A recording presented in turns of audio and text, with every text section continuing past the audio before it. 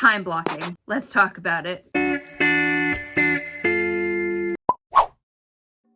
If you take tasks off your to-do list and put them onto your calendar, and then you treat those tasks like they're now appointments, who falls for this stuff, not me, then there's no way you're not gonna do them, right? Wrong. You probably know you need some kind of structure, right? I do. I also hate any kind of rigid structure that is like standing in the way of spontaneity, hampering my creative impulses, right? Okay, so I experiment with an alternative. And when I tell you this one tiny little tweak to the way that I use Google Calendar changed my time blocking and kind of like low-key changed my life, okay? And I genuinely believe that somebody else out there will also feel the way that I feel. Hopefully it's you. I like you. I'm Danielle, by the way. Okay. So here is the juice. We have got to stop creating all these multicolored calendars for all these different areas of our life. I have different calendars that have different colors for different calendars. I have different foundational pillars and aspects to my... You know what I mean? Work, personal, social, travel, right? The kids, workouts, okay? You get it? No more of that. And what I want you to do instead is use the multi-calendar function, and therefore the colors associated with each calendar, to represent, sorry, I have to read this, tiers of time flexibility relative to your priorities, yet sensitive to your moods and energy levels. Big no to millions of calendars for all the different million areas of your life. Gone, bye. Big yes to a few calendars whose colors like signal to your brain, A, like how important something is, and don't worry, I'll get into it, but also B, how much like flexibility you have to move it around your calendar without your whole life catching on fire. I'm calling it the time flex tier technique, or TX3 for short. All right, now we're gonna make this concrete. Hello, it's many months later. Also, you're in my kitchen, I'm in a bathrobe. Sorry. Okay, so one of the last things I said was that you needed to create calendars to represent tiers of flexibility. Probably like, what the hell does that even mean? How many tiers are there? How do you decide what goes in each tier? Are they labeled by numbers? Like, right? Okay, I hear you. I got you. But to teach you how to do it, we're gonna have to go back to grade school. I'll show you what I mean. So this is a good time to open Google Calendar if you wanna follow along. I've watched so many time blocking videos, and when I look at other people's little area down on this thing, I've seen 5 calendars, but I've also seen like 20. Something that I ran into when I used to calendar block that way was like, okay, I'm taking a trip to New York City to hang out with one of my girlfriends. Does that go on my social calendar? Does that go on the travel calendar? But I plan to vlog it. Is that gonna be on my like content? Like it was too confusing for me personally. Now, Google Calendar automatically gives you one calendar. It's usually like named your name, and then there's like tasks or reminders. Point is, aside from all those calendars that Google Calendar already gives you, we are gonna create 5 of our own. And this is what I mean by grade school. I want you to remember the grades you got on your report card. A, B, C, D, and F. A stands for appointments. Only things that cannot be reasonably f***ed with go on this calendar. That's obviously things like doctor's appointments, hairdresser appointments, meetings, flights, right? So it doesn't have to be like health appointments. It just means things that are like tied to a time. And if you change the time, you're either like really inconveniencing someone else or really screwing over yourself. These are solid, and I would just say inflexible. Now, using myself as an example, let me unclick my appointments calendar, or let me click on my appointments calendar. This particular week, we were in the thick of like moving and settling in. So I really only had one thing this week that was like tied to a time. It was an appointment to get this lasered. But like, let's say, you know, Saturday, 7 p.m. is your friend's birthday dinner, right? It's from 7 to 8. Obviously, this is like not something that like you can really move around. Or like, let's say you work at a coffee shop from 7 to, I don't know, 11. Or let's say on Wednesday, you have a flight. Right, okay, that's obviously not gonna be 15 minutes long, but you get the point, right? And this is why I make appointments bright red. That red signals to my brain they are the things with the least amount of flexibility. B stands for bottlenecks. This calendar, I feel, is slightly more intuitive than the appointments calendar, right? Because bottlenecks is less about something being tied to a specific time and more about how important that task or event is, because it's a precursor to something else I've deemed important. All right, so let's toggle on my bottlenecks calendar. For me personally, you might not feel this way, but like my weekly plan, it's obviously not an appointment. I don't have to do it at 5 p.m. every Sunday. But for me, it's something that like if I don't do it the whole rest of the week, I just won't know what I'm doing. So it kind of like holds everything up. To be honest, I don't even think that's the best example, but I'm trying to be more consistent on YouTube. A bottleneck would be something like filming a video, right? Film this week's video. Right? And you know, that'll probably take me 2 hours, hypothetically speaking, right?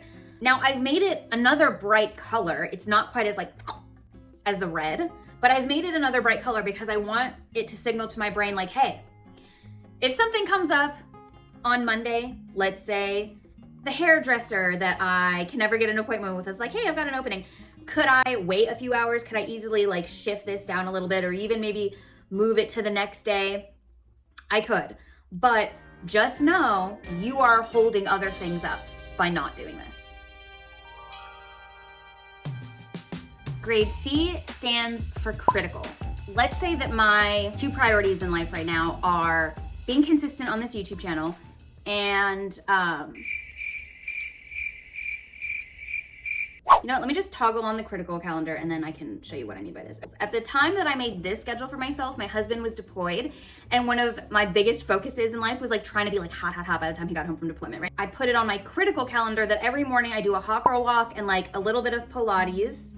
And then I also was doing these cavitation treatments. It's a machine that melts your fat basically. And then also just like other little beauty things. So all these things are not appointments. They're not bottlenecks, but they were critical to my success. Caveat to this calendar, it probably doesn't need to just be to like whatever your 2 main priorities are. I have trash day written down here as critical. Where we were living at the time, like we needed to put the trash out on Monday night. So obviously that's critical to just keeping my home in working order. It's not tied to a time, but it's like something like I need to do that day. I want to like really get in depth with these, but I also don't want to beat a dead horse. So if you have any questions, just like leave them in the comments and I will explain. Daily routine is, I think, pretty self-explanatory. It's the stuff that you need to do every day. Let's toggle on my calendar. You notice a lot more stuff pops in, especially around the morning and around the evening. So for me, daily, I have my little morning routine here, which I've represented by these emojis, which is basically like wake up, brush your teeth, scrape your tongue, drink some water, drink your coffee, make your bed, right? Showering, doing my hair, reviewing my calendar for the day. Sometimes I think it could be tempting to put something you do every day on your daily routine, even though it's critical. I made the distinction to put like hot girl walks and Pilates on my critical calendar because it wasn't really like habitual. Like getting up and making coffee and like making my bed, it takes up time, so I put it in the calendar, but making my bed isn't really critical in the grand scheme of things to my goals, whereas like doing Pilates every day was. The thing that's different about the daily routine blocks though is because they happen every day, they can't really roll over. Like you could probably delay them in the day, for example. Like let's say I wake up on Monday morning and for some reason I just can't get out of bed and then I realize, oh crap, I've got like Pilates class I gotta get to, so I gotta get going and I don't have time to make my bed. I could roll it down and like move it, make it later, you know, when I get home and I'm just like, oh, let me make my bed so that it's not bothering me all day. But you're not gonna make your bed twice in one day. So these daily routine things don't really roll over. They just kind of get like deleted. Like let's say the whole day goes and I didn't make my bed, whatever, didn't happen. If I end up not freaking showering today, I'm not gonna shower twice tomorrow to make up for it, all right? I'm just gonna be like, whoops, Goblin Girl moment. It was one of those days, you know? What I like to do is I have things on my schedule and then when I would do them, I would turn them gray. So like, let's say I woke up at 6 a.m., great, I would gray it out. I get up and I have a successful quick morning routine. Like I have ADHD. I've learned to stop asking so much of myself. I used to have these like ridiculous morning routines, but I could never follow through with them or keep up with them for very long. If I wake up and I brush my teeth and scrape my tongue before I have coffee, it's a good day. And I reward myself by, this is my version of like ticking off the box, I turn it gray. Right click, this event is now gray.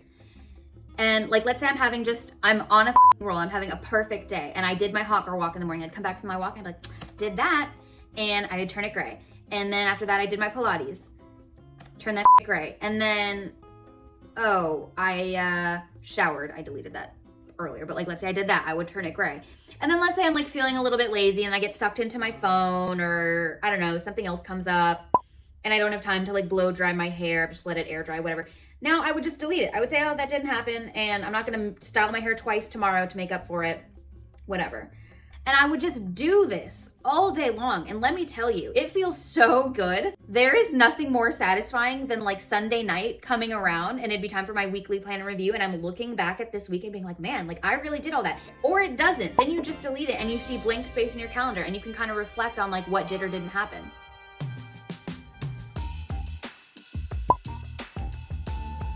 These are things that like my dream self would do if everything were to go according to plan.